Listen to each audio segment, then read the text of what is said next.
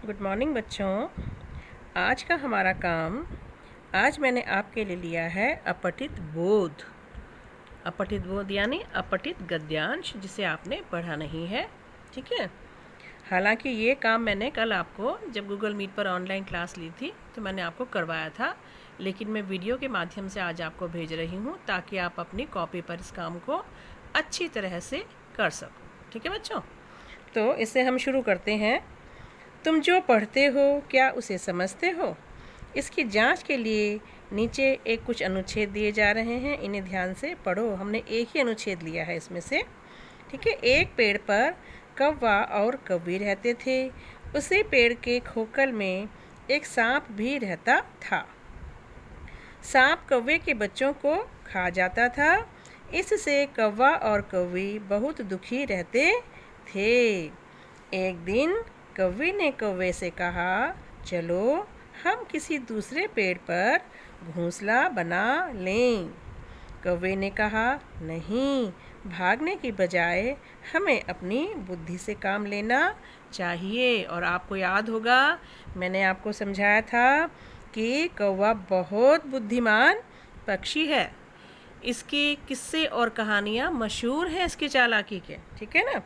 तो नीचे दिए गए प्रश्नों के सही उत्तर पर राइट का निशान लगाओ। हर क्वेश्चन के साथ मैंने इसमें कुछ ऑप्शन दिए गए हैं। पेड़ पर कौन कौन रहते थे? कौवा कौवी और सांप। सांप, कौवा कौवी, उनके बच्चे और सांप। आप लिखेंगे एज इट इज़ और सही पर आप राइट का निशान लगाएंगे। दूसरा है, कौवा कौवी दुखी क्यों थे?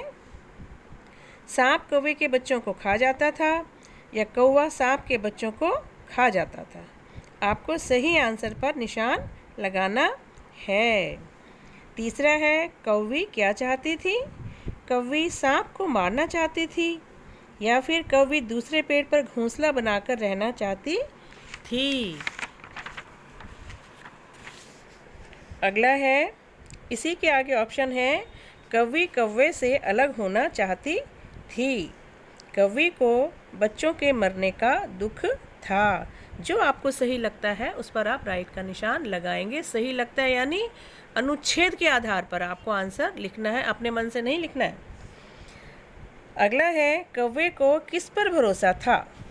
कौवे को अपने बल पर भरोसा था, कौवे को अपने धन पर भरोसा था, कौवे को अपने काले रंग पर भरोसा था या फिर कौवे को अपनी बुद्धि पर भरोसा था? अब आपको इसमें जो सही लगता है आपको वो आंसर लिखना है। अगला प्रश्न मैंने लिखा है, लिंग बदलो कौवा। इसी के सामने आप इसका आंसर लिख लेंगे।